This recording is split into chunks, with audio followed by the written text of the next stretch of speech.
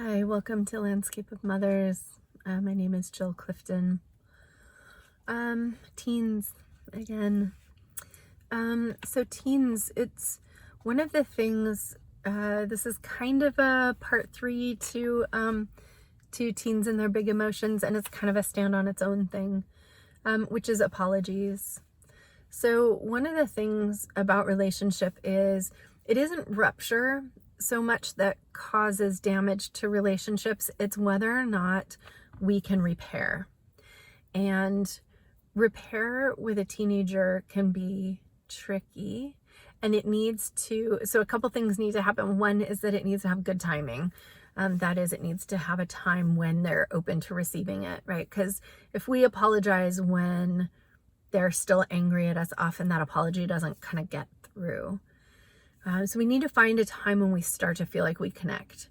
We don't want it to be too long from the time of rupture. Otherwise, it feels like the rupture happens and then everyone ignores it and pretends like it didn't happen.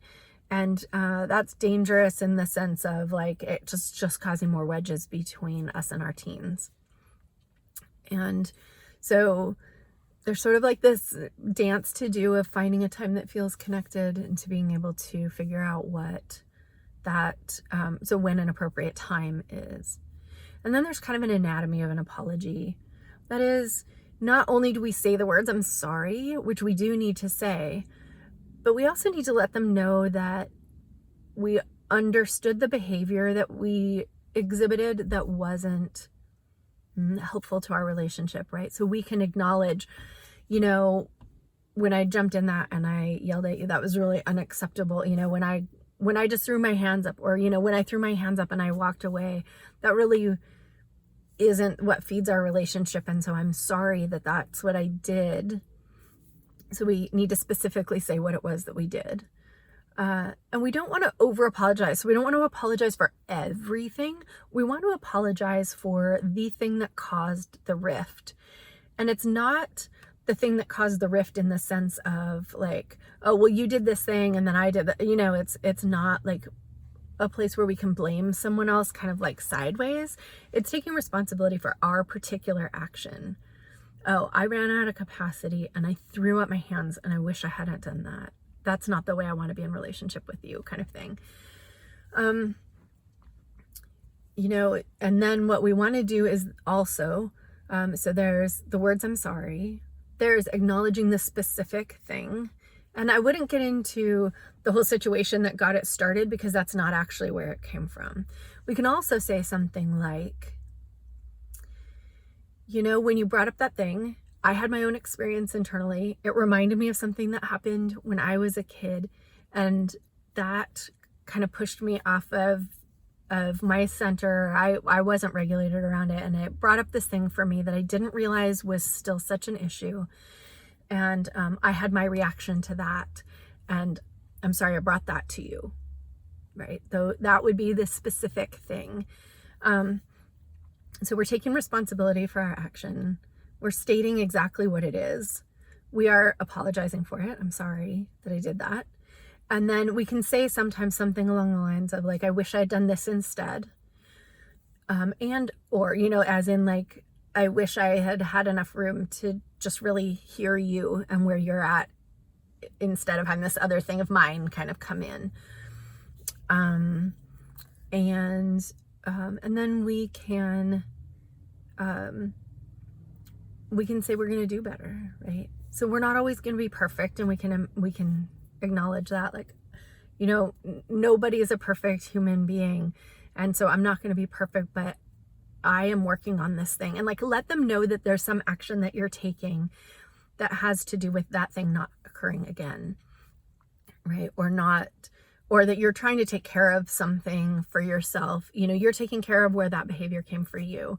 And those are the ways that we let someone know that we're truly sorry about what happened and that we're actually trying not to have it happen again because we realize that it's hurtful and that we don't want to hurt our beloveds, right?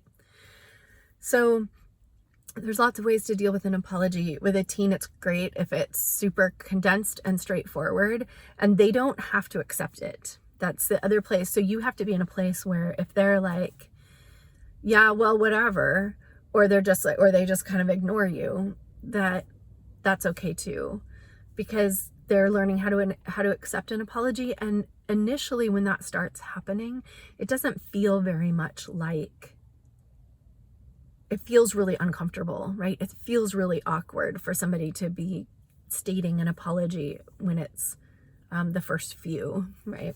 And so let it be awkward. It's going to be, let it be awkward. Say your apology, don't over apologize, and don't apologize for their feelings, right? So like, we don't want to say, well, I'm sorry you got upset about that, because that doesn't feel like an apology, right? That's not me taking responsibility for my actions. If I say, oh, well, I'm sorry you got upset when I said that. Unless we're going to like kind of pull that out a little bit more and really take responsibility for it. Because sometimes the words come out awkwardly. So let it be awkward. But go ahead and make the apology, because the repair is the most important thing. And when we behave badly and we don't apologize for our behavior, what ends up happening, especially for kids, is that it becomes difficult for them to tell who's responsible for poor behavior. They don't know how to take responsibility when it's their behavior that's poor. So you're also like teaching them this is how you make an apology, by doing it. And you get to, so like the other thing that teens will often do is when they can't figure out who's at fault or why something feels bad, they will blame themselves for it. They will try to look for a place inside of them that explains why the bad thing happened or why the discomfort was there. And if they're repeatedly only able to come back to themselves as the reason bad things happen, they will start to think that they're bad people. So we want to do the repair work so that they get to learn how to make an apology. They get to look to see what it looks like for someone to take responsibility for their behavior. And so that they don't start to think that they're bad people, because it's so easy as a teen to think you're a bad person, to think you're the only one struggling with this thing.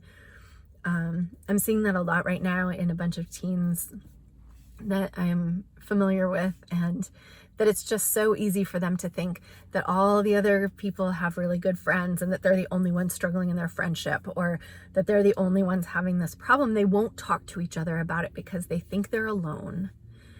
And they think that it's because there's something wrong with them and that everybody else has it better and easier. So this is a way that they start to learn their own humanity. They start to learn our humanity, and they learn how to take responsibility for the inevitable rifts in relationships. So it's always good to work with and learn how to give and receive a good apology.